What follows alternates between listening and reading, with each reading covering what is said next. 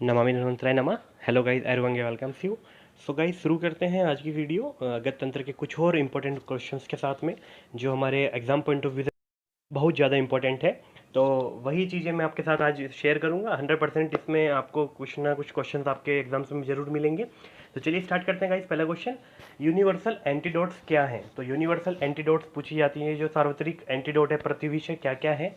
तो activated charcoal, magnesium oxide और tannic acid. इसको आप CMT इस तरह याद कर सकते हैं। जो इनका रेशो होता है वो होता है 2:1:1। ठीक है, इसमें चारकोल, मैग्नीशियम ऑक्साइड और T stand for tannic acid. जो उनका रेशो है आप देख पा रहे हैं, रेशो इज 2:1:1।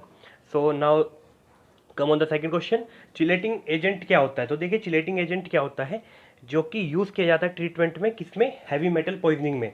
तो चिलेटिंग एजेंट हमारा हैवी मेटल पॉइजनिंग जब भी होती है वहाँ पर यूज़ किया जाता है। अब देखिए इसमें क्या होता है, एजेंट और मेटल दोनों के दोनों क्या होते हैं? वाटर सोल्यूबल होते हैं।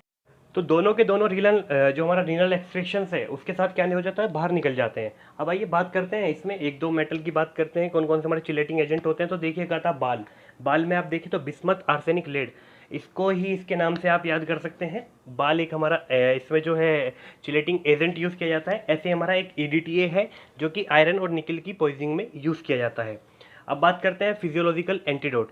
फिजियोलॉजिकल एंटीडोट क्या होते हैं? तो देखिए, physiological antidote when the poison absorb in circulation, मतलब जब हमारे जो सर्कुलेशन होता है, ब्लड सर्कुलेशन, वहाँ पर पॉइजन चला जाए तो वहाँ पर आप क्या यूज़ करेंगे?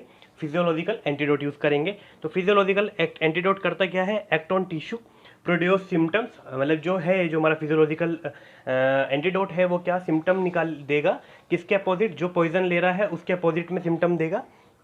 तो इसमें आप एग्जांपल देख पा रहे हैं, एट्रोपिन और फाइसोस्टिजिमाइन, ये इसके दो एग्जांपल हैं। ये एंटागोनिज्म प्रिंसिपल पे काम करता है फिजियोलॉजिकल एंटीडोट।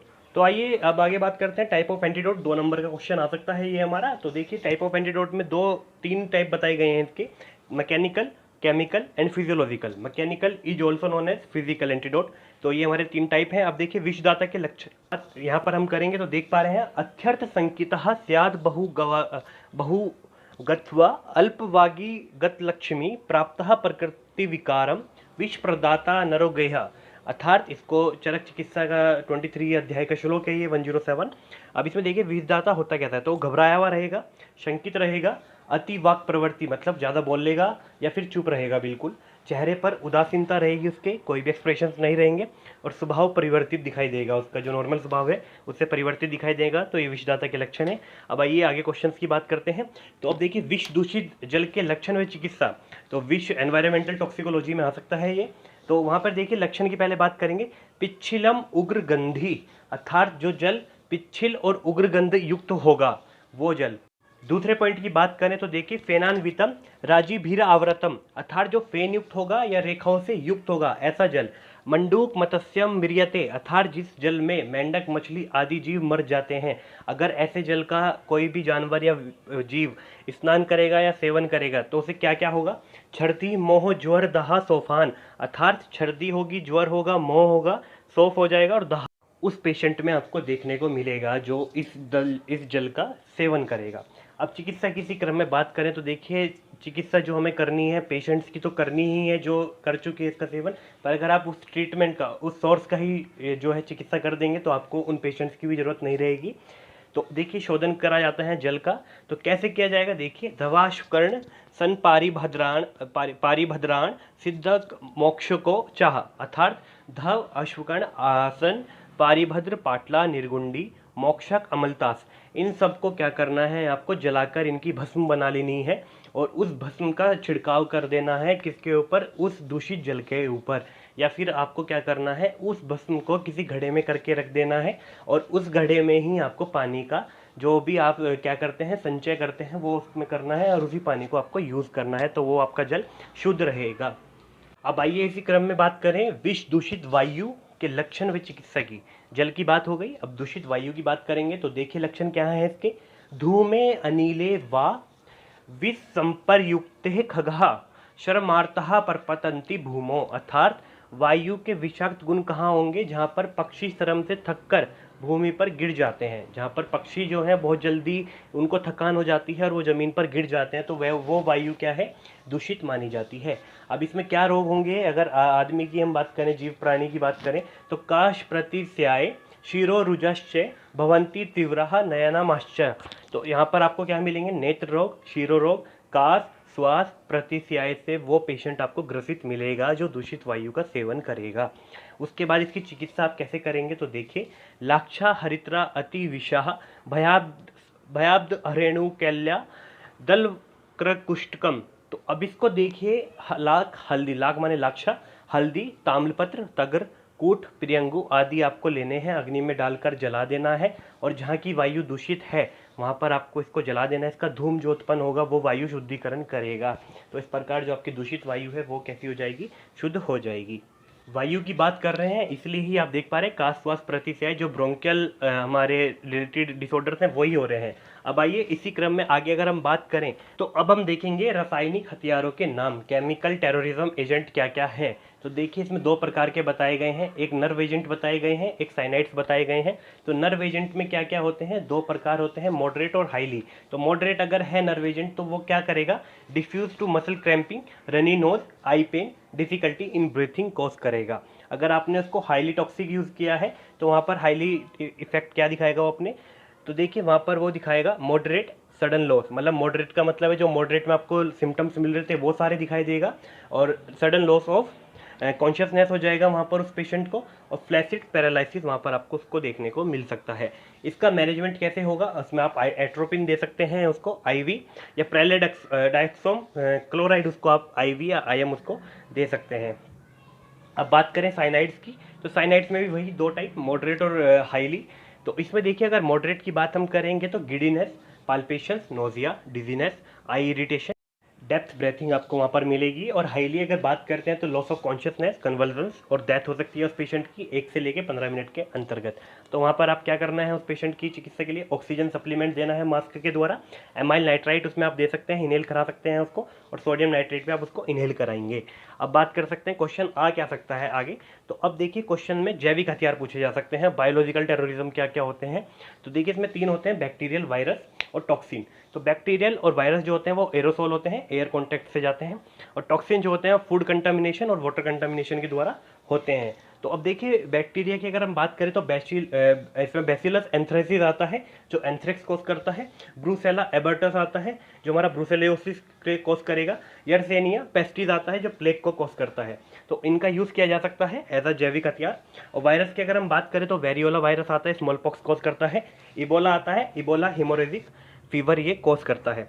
अब टॉक्सिन की अगर बात करें तो क्लोस्ट्रीडियम बोटुलिनम आता है जो बोटुलिज्म कॉज करेगा, स्टेफाइलोकोकस ऑरियस आता है इसके अंतर्गत। अब देखिए ये जो है टॉक्सिन मैंने आपको बताया फूड और वाटर कंटामिनेशन से होते हैं, तो इनको आप बेसिक याद कर सकते हैं। ये 3 तरह के होते हैं, 2 नंबर में भी या 5 नंबर में क्वेश्चन आ सकता है बेसिकली।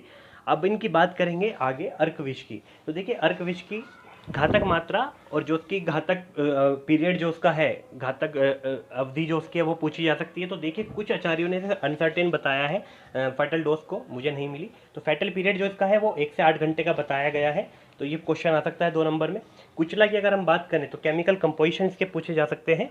देखिए कौन कौन से आते हैं इसमें, स्ट्राइचिन आता है, वोमिसाइन आता है, आइसोस्ट्राइचिन आता है, नेवासाइन आता है। ये इसमें आप स्ट्राइचिन, क्योंकि स्ट्राइचस नक्स वोमी का इसका नाम होता है, तो स्ट्राइचिन और आइसोस्ट्राइचिन आप बेसिकली याद कर सकते हैं इसके।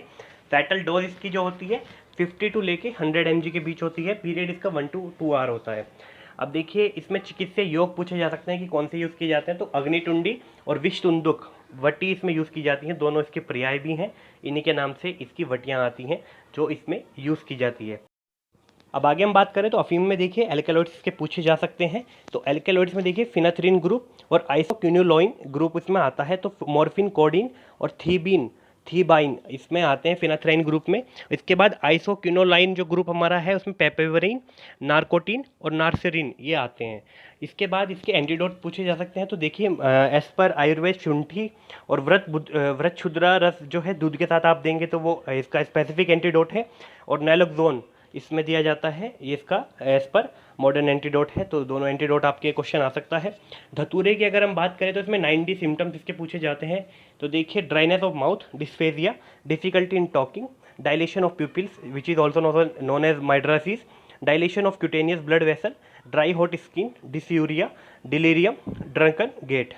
तो ये आपको सिम्टम्स वहाँ देखने को मिलते हैं, ये 90 हमारे स्टैंड करते हैं। इसके बाद की फैटल डोज और पीरियड की अगर हम बात करें तो देखिए, फैटल डोज इसके जो बीज होते हैं उनकी होती है 50 से 100 मात्रा में, अगर आप उनको लेते हैं तो वो एज अ फैटल डोज काम करेंगे। और एल्कालॉइड्स अगर इनकी बात करें तो 60 mg टू, अगर 60 mg जो हमारे एडल्ट हैं उन्होंने ग्रीन किया तो फैटल डोज का काम करेंगे, और 4 mg अगर चाइल्ड कोई बच्चा लेता है तो। और इसका पीरियड जो होता है 24 आवर्स होता है, विद इन 20 आवर्स वो पेशेंट डाई हो सकता है।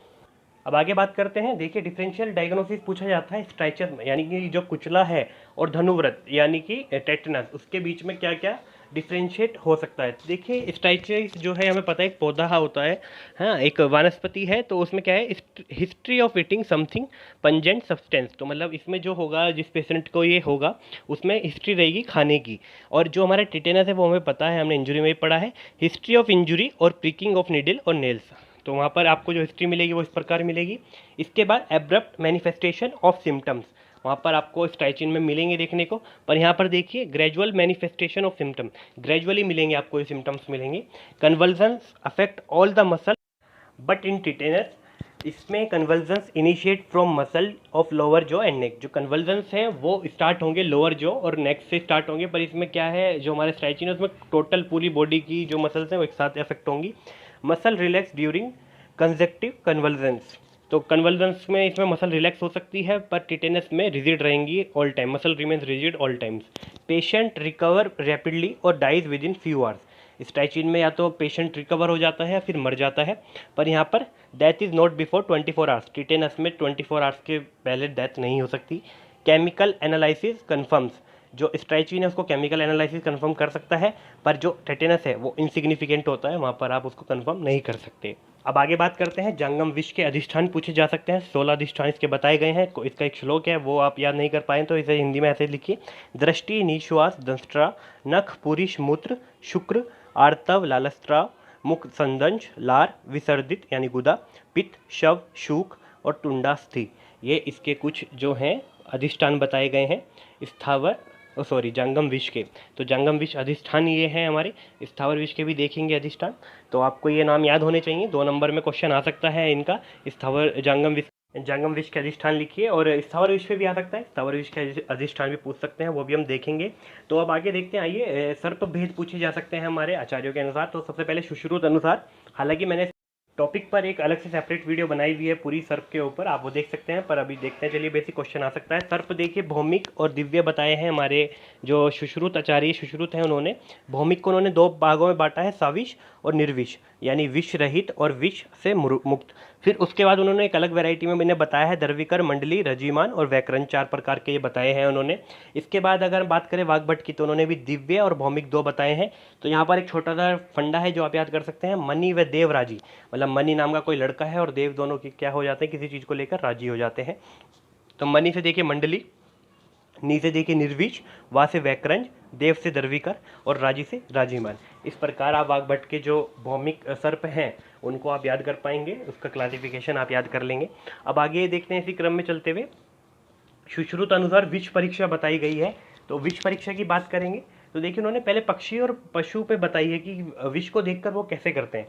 तो मक्षिका और काक, जो मतलब मक्खियाँ हैं और कौवा जो है वो विनिश्यंती, उनका क्या हो जाता है, नाश हो जाता है। चकोर अति वैराग्यम, बहुत ज़्यादा चिल्लाने लगती है। जीव जीवक मिरियंते, कोकिल स्वर वैकृत्यम, कोकिला जो कोयल होती है उसके स्वर, जो स्वर होता है उसका, उसमें क्या हो जाती है, विकृति उत्पन्न हो जाती है। क्रोंच मदमृच्छ, मयूर उद्गिन, हर्ष सुख सारिका, अर्थात जो हमारे तोता होता है उसमें क्या होता है, क्रोश उत्पन्न हो जाता है। हंस जो है छेड़ित, भृंगराज यानी बी कुजित हो जाते हैं वो। इसके बाद अगर पशुओं की हम बात करें तो प्रशतो मृगहा, वो क्या करता है, विसृजस शुश्रुम, वो इस तरह का लक्षण कोई दिखाएगा। मरकट की अगर हम बात करें तो वो मल का, मरकट यानी बंदर, मंकी की बात कर रहे हैं, वो क्या करेगा, मल का त्याग कर देगा। अब इसके बाद बात करें द्रव की। अगर द्रव में हम विष की परीक्षा कर रहे हैं आचार्य सुश्रुत के अकॉर्डिंग, तो देखिए शब्द जो होंगे वहाँ बुद्बुदस्य होगा। बुद्बुदस्य मतलब वहाँ पर बबल लाइक फॉर्मेशन क्रिएट होगा। रूप में देखिए नाना प्रकार की रेखाएं दिखाई देंगी। अछाया, यमला, दुई छिद्र वहाँ पर दिखेंगे और विकृत छाया दिखाई देगी। मतलब जैसा उसका रूप होना चाहिए वैसा नहीं दिखाई देगा, थोड़ा डिफ्रेंशिएट दिखाई देगा। अब इसमें आचार्य सुश्रुत ने ये बताया, उन्होंने एक अग्नि परीक्षा भी बताई है। उस अग्नि परीक्षा पे इन पे सब पे सेपरेट क्वेश्चन भी आ सकता है और एक कंपाइल भी आ सकता है। तो देखिए अग्नि परीक्षा में क्या बताया इन्होंने, जो विष वाला भोजन है उसे आप अगर अग्नि में डालेंगे तो वहाँ पे कैसे शब्द आएंगे, चटचटायत की आवाज़ आएगी। रूप उसका मयूरकंठ प्रतिम, अर्थात जो मोर की नेक होती है नीली नीली, ऐसा दिखाई देगा। और जो उसमें गंध है वो तीक्ष्ण धूम गंध आएगी, जो कि इरिटेशन कोज करेगी हमारी नसल म्यूकोसा के अंतर्गत। तो वो जो भोजन रहेगा वो हमारा विष रहित भोजन रहेगा एज पर आचार्य सुश्रुत। अब बात करते हैं हम आगे दूषी विष की। अब हम बात करेंगे तो देखिए दूषी विष है क्या। सबसे पहले परिभाषा की बात करेंगे तो देखिए स्थावर, जांगम और कृत्रिम विष का शरीर में पूर्ण रूप से बाहर नहीं निकलना। मतलब किसी चीज़ को आपने इंजेक्ट किया या जैसे भी वो आपकी बॉडी में गई, कोई भी विष गया, किसी ने काटा या जैसे भी एक्सीडेंटली, तो वो क्या हुआ, पचकर पूरी तरीके से बाहर नहीं निकलता। जब वो हम कोई भी प्रोसीजर करते हैं पूरी तरह से बाहर नहीं निकल पाया वो, तो उस पर क्या होगा, वो बॉडी के अंदर क्या हो जाएगा, डाइजेस्ट हो जाएगा, पच जाएगा और विषाक्त औषधि को नष्ट कर देगा। जो भी आप एंटीडोट देंगे या उस टाइम पे उस विष के प्रति एंटीवेनम देंगे, वो क्या करेगा, उसका भी प्रभाव कम करता चला जाएगा, तो उसके गुणों को कम करेगा। तो वो विष क्या होगा, हमारा दूषी विष होता है। अब आइए दूषी विष की निरुक्ति की बात करेंगे तो देखिए देश, काल, अन्न, दिवा, स्वप्न आदि के द्वारा बार बार दूषित हुआ विष शरीर की रसादि धातुओं को भी दूषित करता है, अर्थात उसे ही क्या कहा जाता है, दूषी विष कहा जाता है। अर्थात कहने का यही तात्पर्य है कि जो हमारी रसादि धातुओं को दूषित करेगा तो हमारी जो बॉडी है उसकी जो ओज है उसका भी नाश होगा, हमारी बल का नाश होगा। तो ऐसा विष क्या होगा, दूषी विष होगा। अब पूर्व रूप में देखिए निंद्रा, गुरुत्वम, विजृंभणम, अंगमर्द आपको वहाँ पर उस पेशेंट में देखने को मिल सकते हैं। अब लक्षण की अगर हम बात करें तो देखिए मद, अविपाक, अरोचक, मंडल, कोट, धातु क्षय, शोथ, अतिसार, मूर्छा, उन्माद और शुक्र का नाश। क्योंकि ओज का नाश हो रहा है, धातुओं का नाश हो रहा है, तो शुक्र बनना पॉसिबल नहीं है। तो वहाँ पर ये सिम्टम्स आपको वहाँ पर देखने को मिल सकते हैं उस दूषी विष ग्रस्त पेशेंट के अंतर्गत। अब देखिए आगे इसमें बात करते हैं कि इसकी चिकित्सा आप कैसे करेंगे। तो चिकित्सा में देखिए सबसे पहले स्वेदन कराना है उस पेशेंट को, वमन विरेचन आप कराएंगे। दूषी विष अगद आपको वहाँ पर देना है। दूषी विष अगद में क्या क्या आते हैं देखिए, इसके लिए एक छोटी सी ट्रिक आप देख पा रहे हैं। A1G मतलब कोई स्वर्ण है किसी का नाम, उनको कहा जा रहा है उनकी वाइफ के द्वारा, A1G सुपीलो केवटी मोथा, मतलब उनको केवटी मोथा पीने के लिए कहा जा रहा है उनकी जो वाइफ है उनके द्वारा। तो ए से देखिए एला, स्वर्ण से देखिए स्वर्ण गैरिक, जी यहाँ पर जो आ रहा है स्वर्ण जी, तो स्वर्ण जी से आप स्वर्ण गैरिक ले लेंगे। पी से पिपली हो जाएगा, पी लो, लो से लोद्र हो जाएगा, शुभ से सुवर्चिका हो जाएगा। तो इस प्रकार इस ट्रिक का डिकोडेशन हो जाता है और ये अगर आप जान पाएंगे कि दूषी विष में कौन कौन से आपको देने हैं। यहाँ पर पंचकर्म और रक्तमोक्षण बताया है आचार्य चरक ने दूषी विष के अंतर्गत, पीजी पॉइंट ऑफ व्यू से इंपॉर्टेंट है। उपद्रव देखिए ज्वर, उन्माद, शौफ, अतिसार, वमन, हिक्का और दहा आपको वहाँ पर देखने को उस पेशेंट में मिल सकते हैं। तो ये दूषी विष की बात हुई। अब इसी क्रम में हम आगे बात करेंगे गर्विष की। गर्विष होता क्या है, तो देखिए गर्विष में परिभाषा से स्टार्ट करेंगे गर्विष को। तो स्थावर, जांगम या फिर अविष द्रव्य, मतलब कि मोर देन 1 और 2 का क्या है, फॉर्मुलेशन है ऐसा विष, विष का संयोग होना गर्विष कहलाता है। अब देखिए इसमें होता क्या है, ये दीर्घपाकी होता है और ये शीघ्र प्राणहर होता है, मतलब कि काफ़ी टाइम में पचेगा बॉडी के अंदर, पर पचते ही तुरंत उसके क्या कर लेगा, उसे एज अ फैटल काम करेगा, तुरंत उसे मार देगा पेशेंट को। अब देखिए शरीर में इसके जो लक्षण की बात करें तो पांडुवन तथा क्रश हो जाता है उस पेशेंट का शरीर जो है। घृणी रोग मिलेगा, यक्षमा, गुल्म, जठराग्नि मंद हो जाती है, आदमान हो जाता है, शोथ, क्षय और ज्वर वहाँ पर आपको देखने को मिलेगा उस पेशेंट के अंतर्गत। अब देखिए स्वप्न में उस पेशेंट को क्या दिखाई देगा, श्रृंगाल, हिंसरक, नेवला, नदी और वनस्पति उसको अपने स्वप्न में दिखाई देगी। वहाँ पर चिकित्सा आप कैसे करेंगे, तो देखिए शोधन चिकित्सा करनी है सबसे पहले, ताम्रचूर्ण और मधु का वमन आपको वहाँ पर कराना है उसको देकर। उसके बाद उसका स्वर्ण प्राशन करना है, स्वर्ण भस्म मधु के साथ आपको उसको वहाँ पर देनी है। इसके बाद उसको अगत पान कराना है नागंधे आदि घृत के साथ में। तो गाइस ये हमने कुछ क्वेश्चंस कवर करे हैं जो इंपॉर्टेंट क्वेश्चन है, बाकी भी आगे की वीडियो में कवर करता चलूँगा। आप इनका फीडबैक दीजिए कमेंट सेक्शन में। So thank you guys for watching the video, please like, share and subscribe to the channel, and the special thanks goes to my teacher Dr. Dinesh sir. Thank you so much sir, and thank you guys.